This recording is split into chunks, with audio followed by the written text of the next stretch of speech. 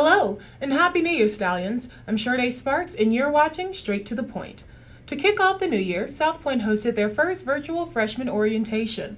The Zoom meeting focused on all things awesome at South Point, like clubs, sports, and special education opportunities. If you have a rising freshman or are one, head on over to the South Point website for more information. Speaking of incoming students, take a look at how South Point is preparing for a major increase of students for the second semester. South Point students returned to the halls in the midst of a major transition. Earlier in this first semester of the school year, students were given the option to remain virtual or return to campus for their second semester. Based on the results, approximately 845 students are set to return for the second semester. Here's how South Point is preparing to up the ammo in the war against COVID. Aside from COVID prevention posters, sanitization stations, and showing videos like this one throughout the school, there is one more major change being made. Before students left for winter break, these shields were in place. Now, with more students returning to the classrooms, these large 4-foot-tall shields have been installed at every desk. As a parent, I firsthand have seen the classroom. They're doing everything possible to keep our kids safe by having the dividers set up and making sure they have appropriate sanitizer stations, just keeping everybody at a safe distance. Due to the increased protection provided by these shields, Rock Hill School District 3 has implemented new limitations that include class sizes being able to double and the original 6-foot personal space being cut in half. I'm Sade Sparks with Straight to the Point. Second semester is set to start February 8th. We look forward to seeing many returning faces. As the second semester nears, seniors prepare for their next big steps in life. South Point Guidance Counselor Gregory Tolliver hosted 2 financial aid information sessions this month. If you are a student that did not make it, or a parent with questions, email Gregory Tolliver at gtolliver@rhmail.org. Seniors, if you would like for your hard work to be celebrated, please send photos or videos of you with your college acceptance letters to csparks@rhschools.org.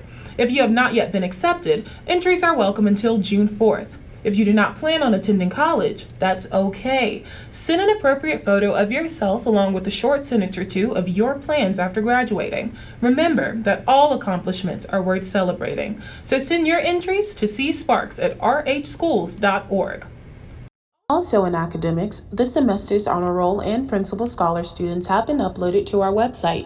Check it out to see your name on our official displays of the lists. Now to Latifah Coleman with the Extra Point, quarantine style. What's good, Stallions? Welcome to the Extra Point January Sports Recap Quarantine Edition.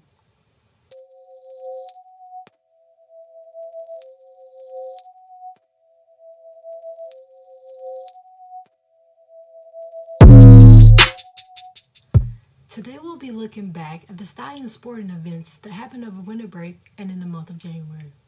First, some congratulations are in order for the wrestling team and the varsity girls basketball team, who both competed in tournaments over winter break and both came out as champions.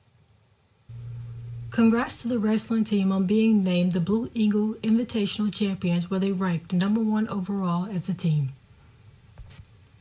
And congrats to the girls basketball team on being named the 2nd annual Founders Federal Credit Union Christmas Tournament Champions. Special congrats to Taylor Staymeyer, Michaela Adams, and Trinity Adams for making the all-tournament team, and Trinity Adams for being named the tournament MVP.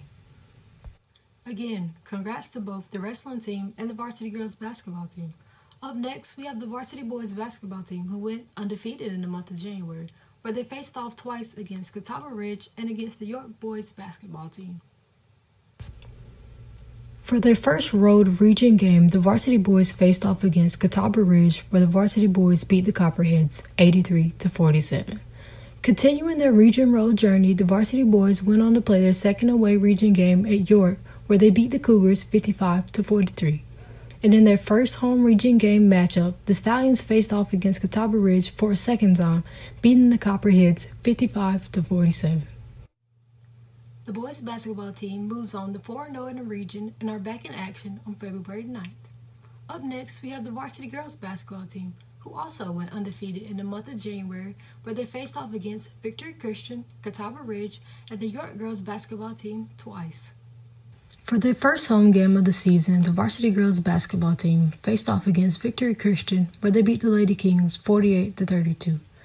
For their first road region game, the Stallions faced off against Catawba Ridge, where they beat the Copperheads 42-29. Continuing their region road journey, the Stallions went on to play their second away region game at York, where they beat the Cougars 75-14. And in their first home region game matchup, the Stallions faced off against York for a second time, beating the Cougars 52-23. The girls move on to 3-0 in the region, and here's a look at their top 5 plays from their first official home game. Top five. Coming in at number 5, we have some ball swinging action and a nice knockdown jumper by Taylor Staymeyer.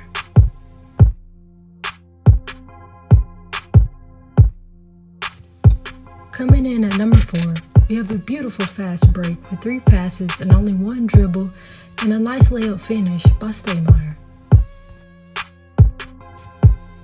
Coming in at number 3, sometimes your best offense is a good defense. A steal by Jamison and a pass ahead and right back to Jamison with an and one finish.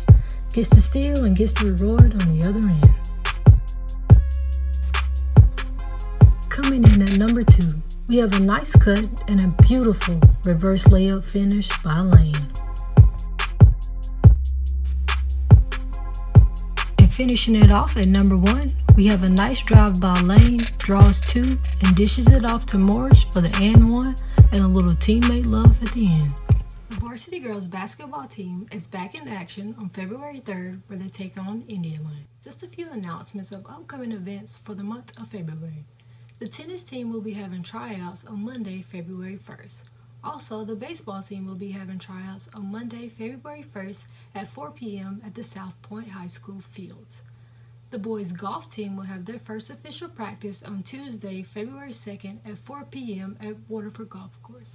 Well, that's all for the January recap. We'll see you here next time on The Extra Point. Thanks, Latifah. Well, that's all for this month, Stallions. See you next semester, and remember, make it a great day or not, the choice is yours.